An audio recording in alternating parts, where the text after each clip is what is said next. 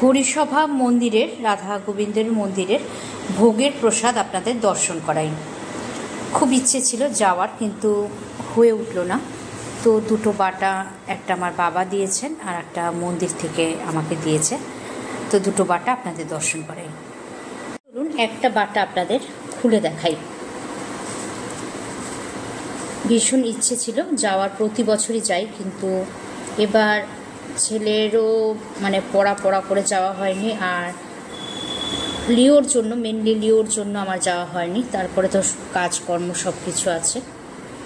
এই হলো ভোগের থালা, এই দর্শন করাটা ভোগের থালা। দেখুন কত সুন্দর, সমস্ত কিছু দিয়ে সমস্ত আয়োজন খুব সুন্দরভাবে গুছানো। মহাপ্রভুর ভোগের প্রসাদ কিন্তু অমৃতের সমান, আর সকলের আকাঙ্ক্ষিত প্রসাদ কিন্তু মহাপ্রভুর ভোগের প্রসাদ।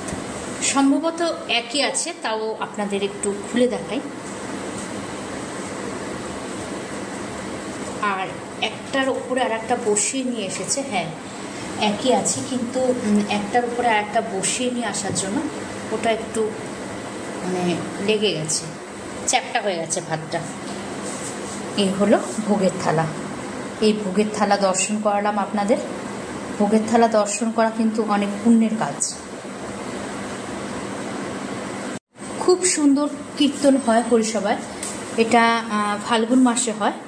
ফাল্গুন মাসে খুব সুন্দর ভগবত পাঠ, নাম সংকীর্তন, রাসলীলা সমস্ত কিছু হয়। আর তারপরের দিন হয় ভোগ আরতি।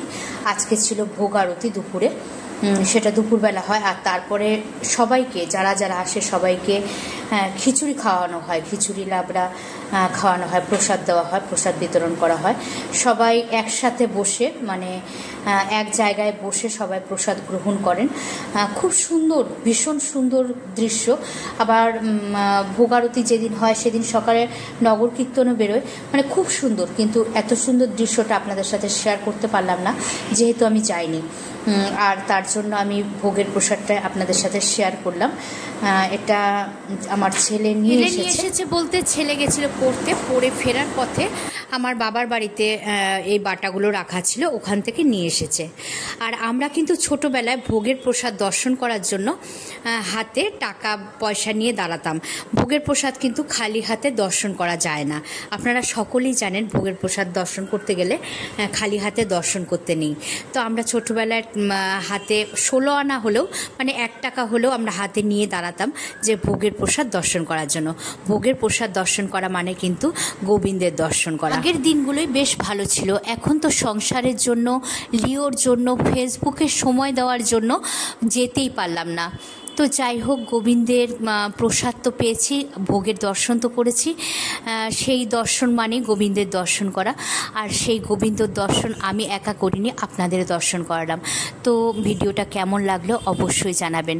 আর শেষে কিন্তু অবশ্যই বলবেন সবাই মিলে জয় শ্রীকৃষ্ণ, রাধে রাধে।